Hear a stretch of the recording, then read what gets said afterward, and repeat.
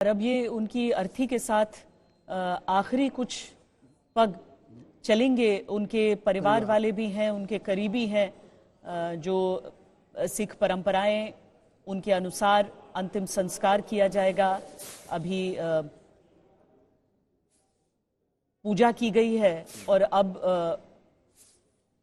उनका अंतिम संस्कार यहां से होगा।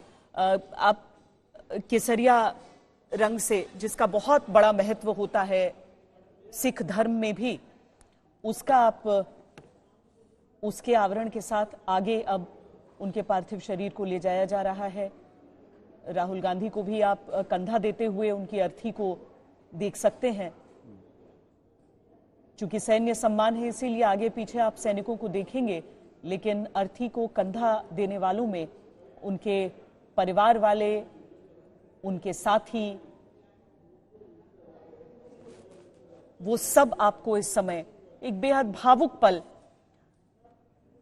क्योंकि सबको मालूम है कि वो चले तो गए परसों रात में सबको छोड़कर, लेकिन अब इसके आगे उनके दर्शन प्रत्यक्ष कभी नहीं। आज 21 तोपों की सलामी के साथ डॉक्टर मनमोहन सिंह का अंतिम संस्कार किया जाएगा।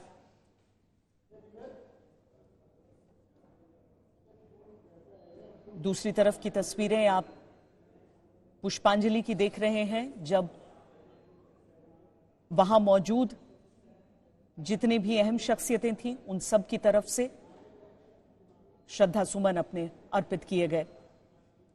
और अब उनकी अर्थी को, जिसे कांधा देकर उनके परिवार वालों ने और उनके करीबी लोगों ने यहां पर अब चिता पर स्थापित कर दिया है।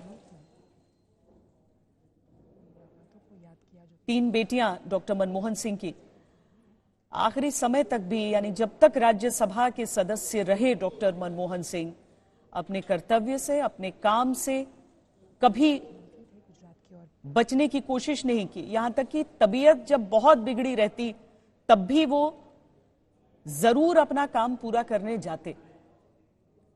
इसका उदाहरण पुराने से लेकर नए सांसद तक, प्रधानमंत्री तक सब देते रहे कि किस तरीके से उनकी कर्तव्य निष्ठा थी, उनकी नैतिकता थी।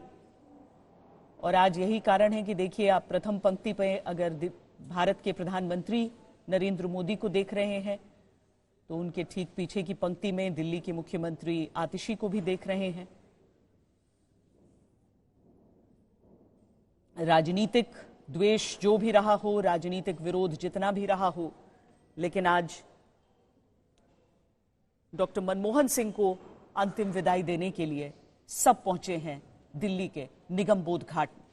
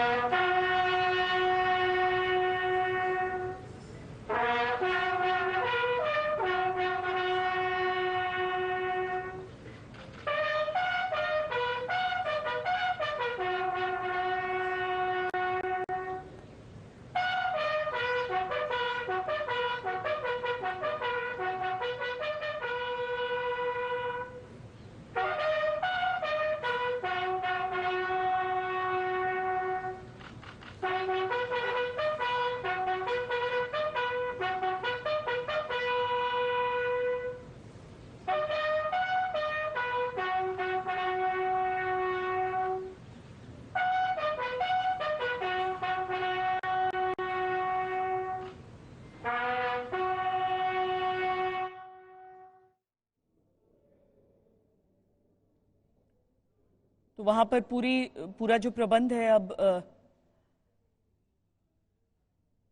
उनकी अर्थी को चिता पर स्थापित किया गया है और अब उनके पार्थिव शरीर को अग्नि दी जाएगी।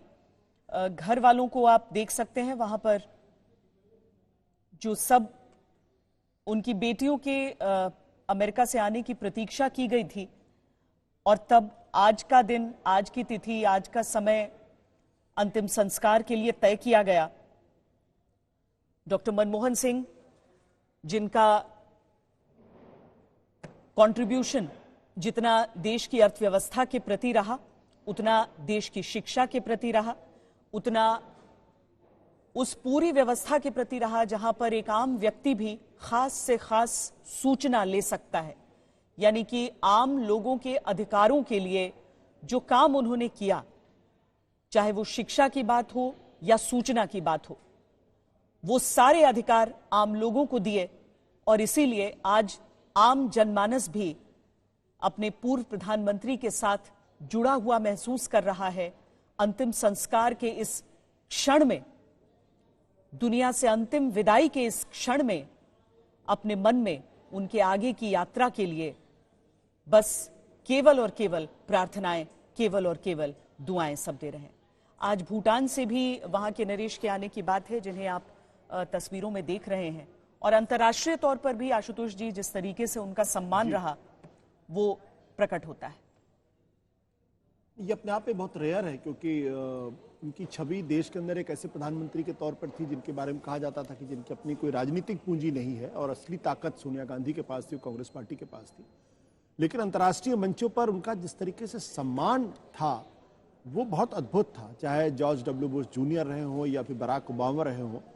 बराक ने तो बल्कि एक समय कहा भी था, जब 2008 की मंदी के बाद जब उनसे मुलाकात हुई थी, तब उन्होंने एक अंतर्राष्ट्रीय मंच पे कहा था कि when he speaks the world lessons, कि जब मनमोहन सिंह बोलते हैं तो पूरी दुनिया उनको सुनती है। बल्कि ये भी किस्सा कहते हैं कि बराक ओबामा ने उनसे पूछा था कि आपने कैसे मंदी से देश को निकाला, हम लोगों को भी इसके बारे में आप हमको बताइए, क्योंकि हम लोगों को तो लगता था कि ये बहुत बड़ी आपदा है और उस आपदा से निकलना बड़ा मुश्किल काम था।